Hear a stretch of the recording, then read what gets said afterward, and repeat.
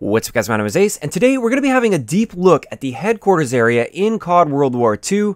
This is a feature that they've really been keeping under wraps for the most part. We did get this trailer, which we're going to be looking through pretty much frame by frame, going to be pointing out a lot of things that you might have missed after just watching through this trailer. Keeping in mind, this one was actually launched quite some time ago. It's just we were so busy with the beta that I never got around to covering it. Also, one other thing at the end of the video that I haven't seen anybody break down yet is a full flyover of the headquarters mode that you may or may not recognize from when you first hopped into the beta. So getting back to the beginning of the trailer here, the first thing that they really show off is the firing range, and right here, even though it's not really related to the headquarters, I wanted to mention this. This is what a variant is going to look like in this game. Now keep in mind, Sledgehammer has confirmed that variants in this game will be cosmetic only, and as you can see here, this is an M1903 Springfield, which we actually had access to the Springfield in the beta, but this one is clearly different than the one that we saw in the beta, and as you can see, it's got various etchings on the stock. It's also got some tape on the forestock as well as the grip.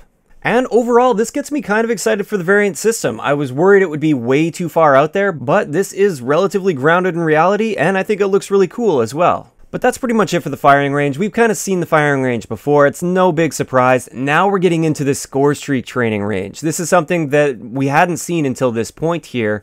And as you can see, you can basically just go up there and bombard that beach with various score streaks in the game, and I'm quite excited for this. This is one of the few features in the headquarters area that I'm very excited to use, because not only does it make my videos easier to make, it also just gives you that opportunity to really get a feel for a score streak so that you don't waste your first several score streaks that you actually earn in a multiplayer match. You don't just completely waste them as you're trying to learn the streak. Now, would this get repetitive and boring over time? Probably, but it's going to be a cool thing, at least at first, to test out all of the new score streaks. Next up, we get into the 1v1 pit. As we can see here, you can see a player approaching in third-person mode, although I think the camera angle is going to be a little different than what we actually see in the headquarters area. The headquarters is going to be third-person, but you can see he walks up here, and we have the 1v1 leaderboard that's active. And with this, you can see it only really calculates your wins, your win percentage, and your win streak. But you can also see all the guys spectating there, cheering them on, everything like that. Maybe those guys are also waiting in line to play the 1v1 pit. I'm not too sure how that works exactly, like how the rotation is going to work and how to get in line to play a 1v1. But it is kind of cool to see that leaderboard right there, right next to the 1v1 pit. Also, after seeing these little clips of people actually in the 1v1 pit, it's not quite as small as I initially thought, which is good. That eases some of my fears with the 1v1 pit. At first, I thought it was just going to be SMGs and shotguns, but it does look like there might be some opportunities to hang back and just lock down a lane with an assault rifle, LMG, or maybe even a sniper rifle. Now right here, you can see a player prestiging. You go up to this general up on this hill. I believe it's a general at least. You go up on this hill, and that's where you prestige, so everybody in the headquarters area can see you up on that hill. Next is our first look at an air raid. Now the air raids are just random events that happen while you're in the headquarters, and when they happen, you can get to one of these anti-air guns, which are spread all across the headquarters. You can see them when we do the flyover. There's several of these kind of everywhere in the headquarters, so you can get to them really, really quickly, and then you just shoot down the enemy aircraft, and that will earn you social score. Next up is our very first look at a taunt or a gesture in this game. Now, I believe it's been confirmed that this is only going to be in the headquarters area. You won't be able to do this in the game like you can with Infinite Warfare, but you can in the headquarters area to other players. You can do various things like this, or also in the winner's circle. I don't know if they're going to be related to the ones that are in the winner's circle or not, but this one looks fine. I'm just a little bit concerned that down the road, it might get a little bit out of hand. Now, one last thing towards the end of this trailer right here, you can see another angle looking towards the firing range a little bit on the right side of the screen, but on the left-hand side of the screen here, we see another leaderboard of some description.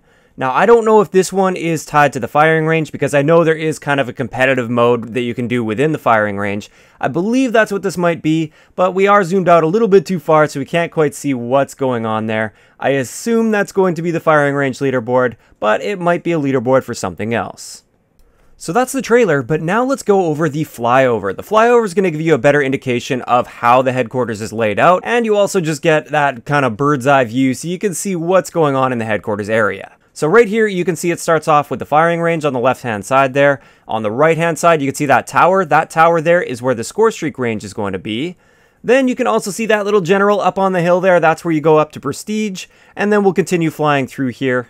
And right here, you can actually see 2 of the anti-air guns, the ones that are over here to stop those air raids. So if you hear that air raid coming in, you can get to one of those guns, like I said, and earn that social score.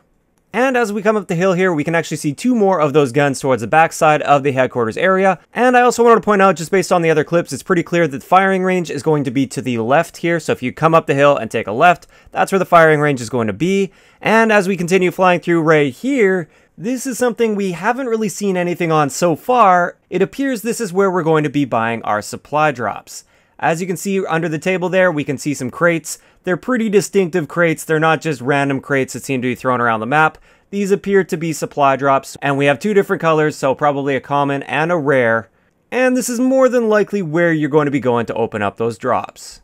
Now, as it pans through a little bit more, we get up to the theater, and this is not to be mistaken with theater mode from previous Call of Duty games. There is no theater mode in this game, but they do have a theater within the headquarters area. They've kind of only mentioned a little bit about this, but you can go and actually watch events at this theater. I don't know exactly what else you're going to be able to do. We'll just have to wait for more details on that.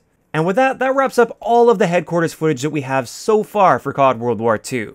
I definitely anticipate that we get some more details on this, perhaps a full walkthrough or an interview or something along those lines with the headquarters mode. We will be seeing that likely within the next month or so. It's kind of that one thing that they've really been hanging on to, and that's not too surprising. It's a huge feature that they're adding to the game, and they don't want to kind of give everything up all at once so that there's no excitement and no suspense before launch. So they're probably going to hold off on this a little bit.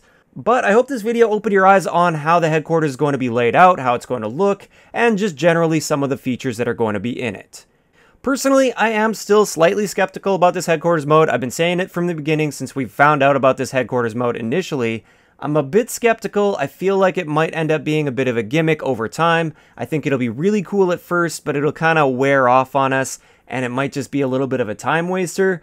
But that's just my opinion. Maybe they'll prove me wrong. A few of my fears have been eased a little bit as we've gotten more and more information on this headquarters mode, so we'll just have to wait and find out. And with that, I'd like to know in the comment section below, what do you guys think of the headquarters mode now? Are you really excited for it? Do you think it's going to be a great, innovative new feature? Or are you a little bit skeptical like me? If you enjoyed the video, a like rating is always appreciated, and don't forget to subscribe for more if you haven't already. I'll talk to you guys next time.